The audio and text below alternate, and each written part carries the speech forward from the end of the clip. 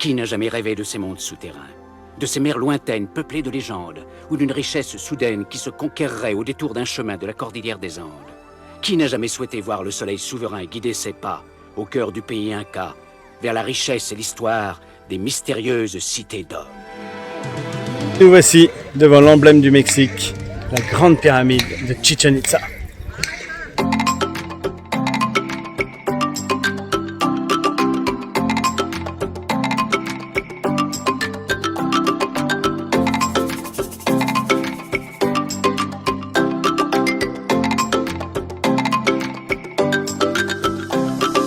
Dès l'entrée du site, on nous a proposé de nombreux guides pour visiter. C'est vrai que ça aurait pu être pas mal, mais moi, j'ai la chance d'être avec l'experte mondiale des cités d'or. Okay.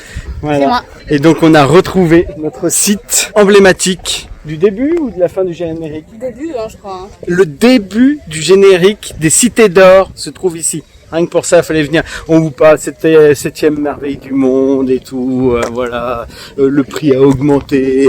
Peut-être qu'il y a un petit peu trop de vendeurs sur le site. Non, non.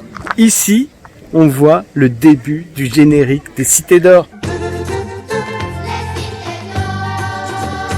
C'est ça la culture. Un truc qui est quand même très agréable durant ce voyage. Pouvoir être sur des sites comme une des 7 merveilles du monde et d'être quand même tout seul. En fait, faut pas trop écouter les gens parce que tout le monde te dégoûterait de Chichén Itzá et en fait, c'est génial. Ouais, vraiment c'est super. vraiment super. Zia, qui est d'accord avec nous. Mais arrête. Esteban. Ah non, pardon, c'est Tao.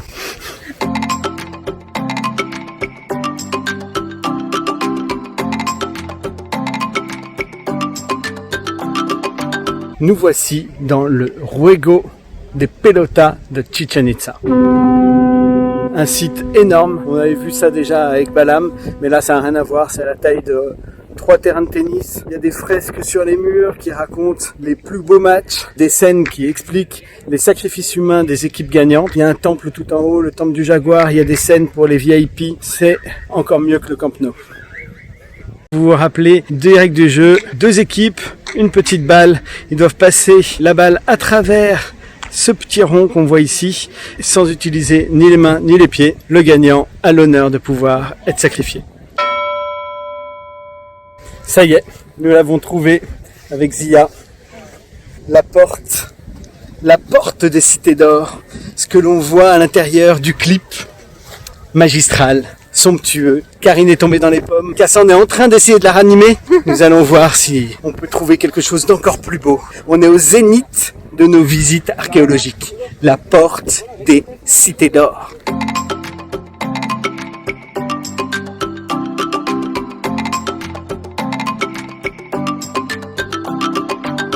Et nous voilà dans le groupe des 1000 colonnes.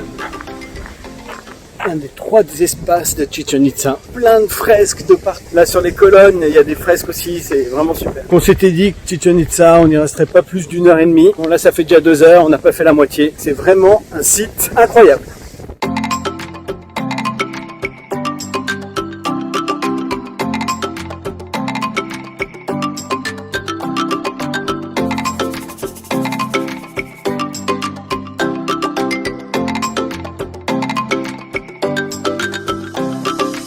Dernier site de notre visite à Chichén Itzá, l'Observatoire Maya des étoiles. Les Mayas, très forts en astronomie et prédit la fin du monde en 2012, se sont trompés pour le coup. Mais bon, vu que la civilisation est éteinte, personne n'a pu s'en rendre compte.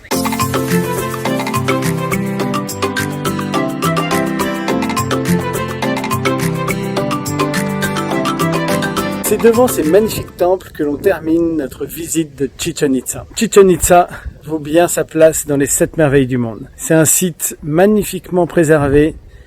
C'est pour tous les amoureux de la série des cités d'or, l'endroit où il y a le début du jingle des cités d'or. C'est pour ça qu'on a fait cette petite vidéo avec les musiques d'Esteban Zia, Tao.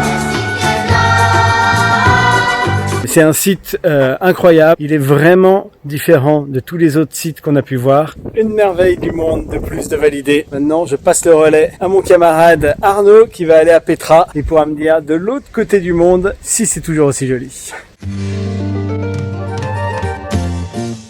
Tao, Esteban, Zia, on y va ?